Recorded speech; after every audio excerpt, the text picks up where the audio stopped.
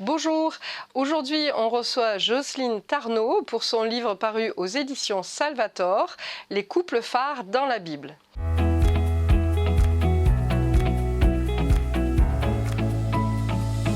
Pourquoi alors ce thème des couples phares de la Bible ?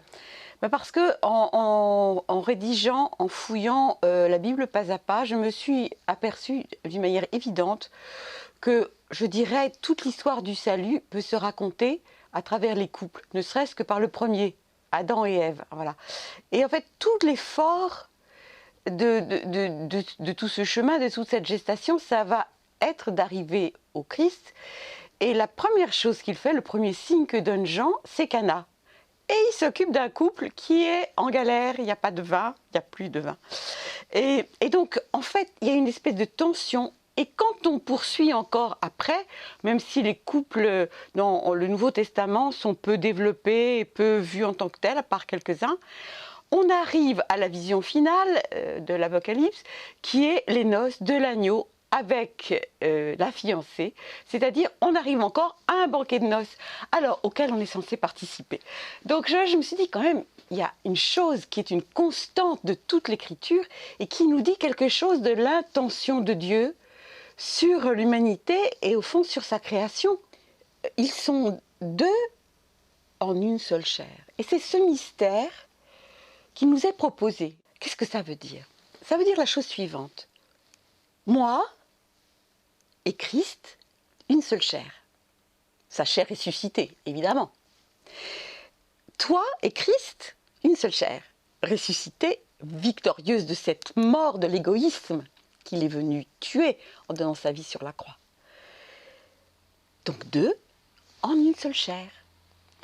Et ça, c'est formidable, parce qu'en fait, il n'y a pas de modèle, il y a une espérance. Nous pouvons toujours nous jeter dans ses bras pour que sa victoire soit la nôtre, pour que son pardon soit le nôtre, pour qu'il puisse changer les eaux croupies de nos péchés, parce que les jarres des Juifs, franchement, ça servait aux purifications, donc on y laissait tous les péchés, hein.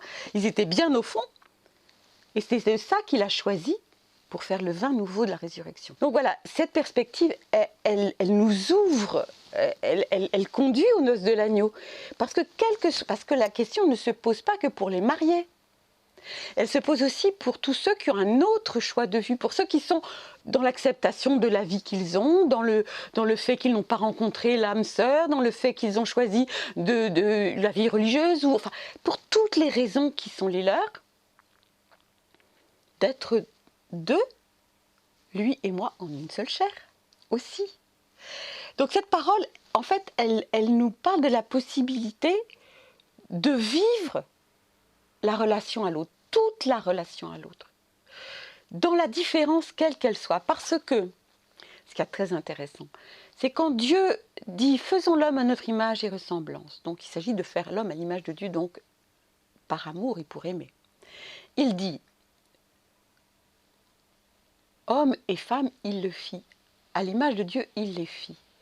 Mais en hébreu, il n'est pas écrit homme et femme. Parce qu'homme et femme, vous dites, oh, un homme, qu'est-ce que c'est ? Une femme, qu'est-ce que c'est assez dans le courant de passé actuel. Non, il est écrit mâle et femelle. C'est-à-dire dans l'égalité, mais dans la différence sexuelle inaliénable qui est inscrite à l'intérieur même du nom de Dieu. Pourquoi ?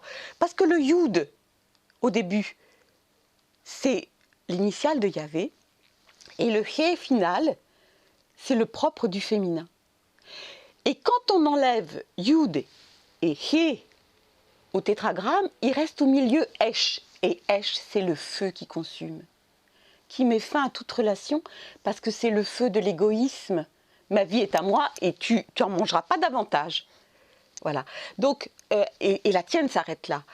Donc, toutes ces clés nous disent une chose, que le couple, notre bonheur, notre relation à l'autre, quelle qu'elle soit et de quelque nature qu'elle soit, elle est fondée sur la différence